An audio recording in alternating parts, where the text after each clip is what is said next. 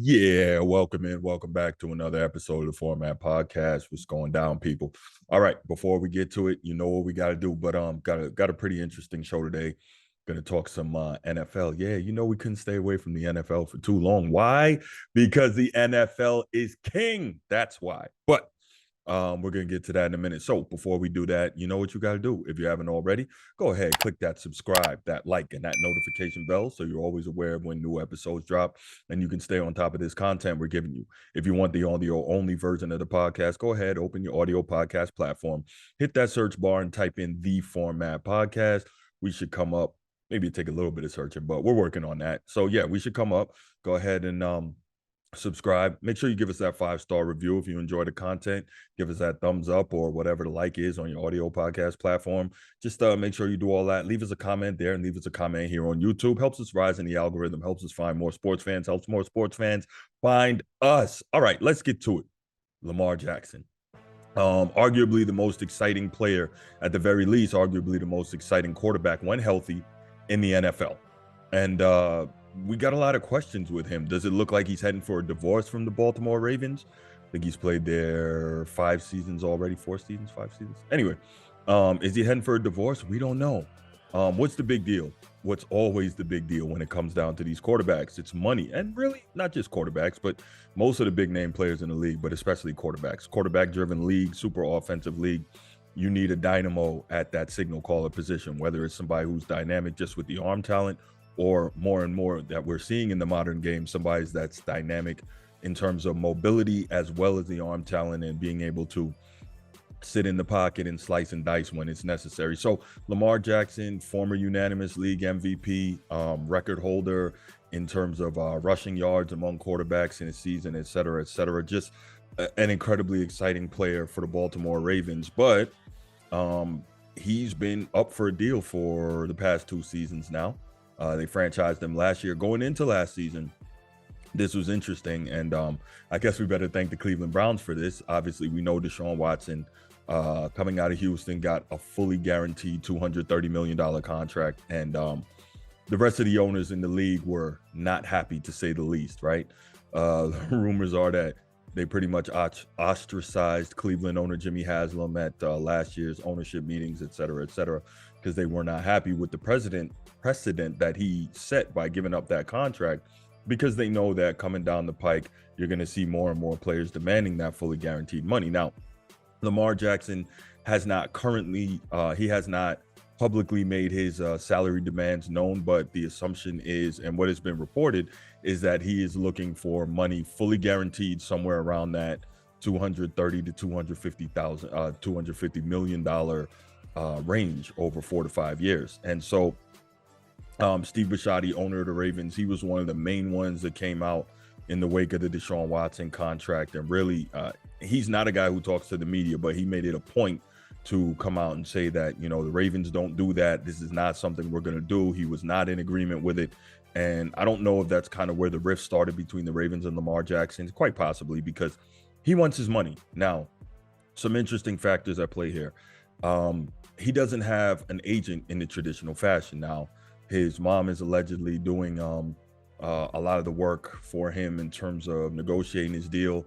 And obviously, he's got to have some lawyers in his pocket, or maybe some people involved in the Players Association, the NFLPA, who have to be kind of offering him some guidance and helping him along this path. I mean, I don't care how smart you are. For the most part, Joe Snuffy is not going to come out and really negotiate a contract and kind of get everything they want. Now, the Ravens are at this position now.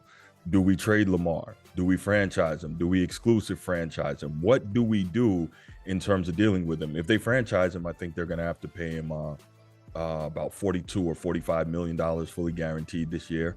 Lamar may or may not want to sign that. He may not want to play on a franchise tag. Now, if it's me, I don't know. You can stand on principle, but $45 million is still generational money.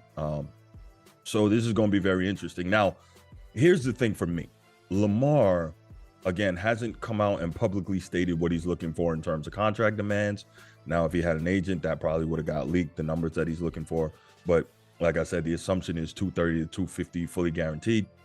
The Ravens have not come out and said, officially what they offered him. It was reported prior to last season starting that the Ravens offered him a $250 million deal, but only $133 million of it was fully guaranteed. Now, a lot of people who are extremely pro player, and realistically, many fans are pro player, and many people in the sports media are pro player. I've actually talked about this. I think that many people are kind of, especially in the sports media, they're afraid of not seeming to stand with the players and having that kind of affect how they're perceived in general among fans and among the players themselves in terms of access and being able to talk to guys and, really having access to these star players. So most of the time you hear the sports media people really leaning towards the side of the player. And I'm all about objectivity. Maybe some of you don't think so based on commentaries I had on a certain superstar basketball player, but that's another story. So my thing is this, right? For instance, I heard Joy Taylor, she was filling in on Colin Cowherd yesterday, and she has said numerous times she has no I'm sorry, what was the word I was looking for? She has no sympathy for an NFL franchise knowing that this is a quarterback league that has not prepared their salary cap accordingly to pay a franchise quarterback when it's time for them to get paid. Now, kind of the issue that I have with the way that we discuss the Lamar Jackson deal in terms of the sports media is this. We keep hearing the Ravens don't want to pay him or the Ravens aren't paying. How about we take a second and analyze how verbiage affects how the message is received, right? Now, I've already stated the Ravens attempted to pay him, and I think they offered him 2 deals. So we know for sure the one was the $250 million with $133 million guaranteed, which, by the way, that guaranteed money would have put him ahead of Russell Wilson, who got $124 million fully guaranteed, and Kyler Murray, who got $103 million fully guaranteed prior to last season. So that would have made Lamar have the second most fully guaranteed money in the league after Deshaun Watson, right? Now, I get it. If you're Lamar, you're saying, hey, Deshaun Watson hasn't done what I've done. I've been unanimous MVP. But every situation is different in terms of the salary structure and the salary demands of each individual franchise, what each individual owner is willing to pay. Now, I'm not saying that if you're Lamar and you feel like, and again, we don't know for sure what he's asking for, but let's go with the 230 figure. If you're feeling like you're roughly $100 million apart on what you're asking for and what they're offering, then you're probably not going to take that because you're going to feel it's disrespectful. My thing is this. I'm curious to know, and I've said this, if the Ravens had offered him, let's say 185, fully guaranteed, every penny over 4 years, would he have taken it? I think it would have been hard to look at that and say no.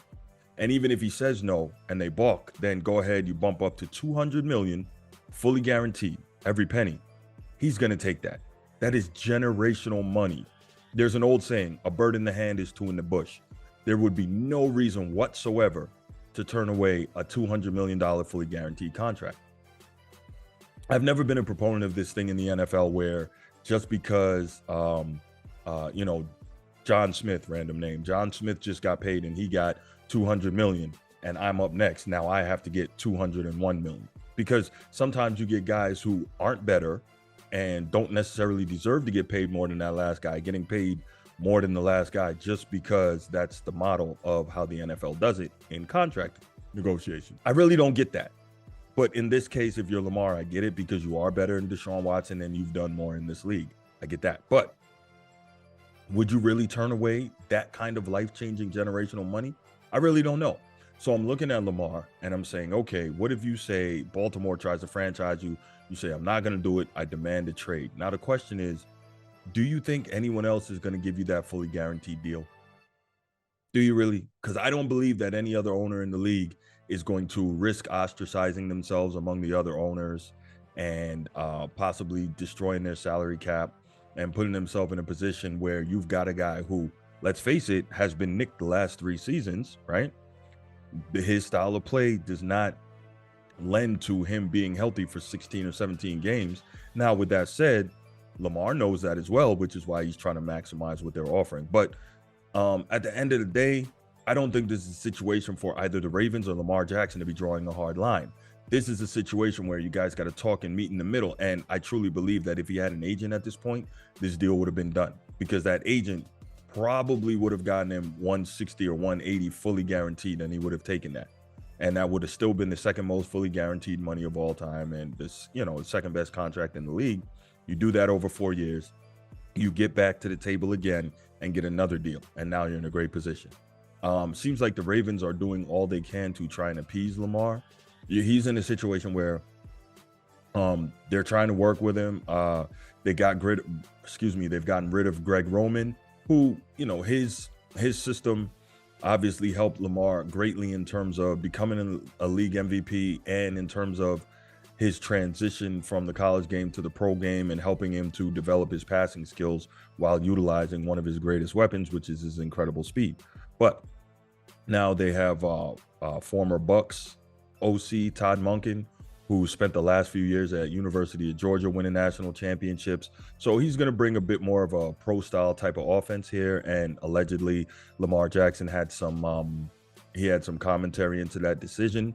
Don't know how much or how little. So I think that the Ravens are doing what they can to try and appease Lamar, make him happy, short of giving him that monster fully guaranteed deal that he's looking for. So this is going to be really interesting. If I'm the owner of the Ravens, I don't do it. Like I said, I would have offered him 185 starting there and then going up to 200 fully guaranteed. I don't know too many people that are going to be able to look at 200 million fully guaranteed and turn that down. It's too much money, generational, life-changing for you, and probably all the way down to your grandkids, as long as they're not stupid in terms of how they spend. So I would have done that. I would have definitely given him that to 200 million, probably maxed out at 200 million fully guaranteed. But I think Bisciotti and the Ravens, they don't want to do the fully guaranteed deal just out of principle, because they don't want to open that door and continue to kind of have that Pandora's box open, not only for their own franchise, but for the rest of the league. So, I don't think that's going to happen. But also, if I'm Lamar, I don't want to use the term greedy here, but a bird in the hand is two in the bush, right? You don't want to push it too far, demand a trade, and then you go somewhere and can't get the money that you're originally looking for. Unless you do it just out of spite, because you feel like for all you've done for the Ravens, they didn't respect you and they weren't willing to compensate you. So it's going to be a very interesting situation, very interesting offseason for Lamar. Hopefully they can get something done. I think one of the most interesting things there is what's seemingly the lack of communication. Like, when you are working towards a deal, it's a series of negotiations. And it seems like Lamar has pretty much drawn that hard line, saying, you don't give me what I want, I have nothing to say. And the Ravens are, I don't want to lean too much towards one side here. So let's say this. It seems it's presented like there's not a lot of communication going on between the two sides. And again, this is where Lamar would benefit from having an agent. But at the end of the day, the Ravens, they've got to come up in what they're offering if what's reported that they offered is correct. And Lamar maybe has to come down a little bit in what he's expecting. So you both come together, you meet in the middle, you find that happy medium. Lamar, you get paid and you're happy, and you go on from there. So what I want to know from you, if you were the Ravens, would you give Lamar that fully guaranteed deal between 230 and 250 like he's looking for? And what do you think is going to happen? Do you think he's going to get traded and somebody else give him that money? So go ahead, leave your comments in the comment section. Look forward to hearing from you. And I'm out. Peace.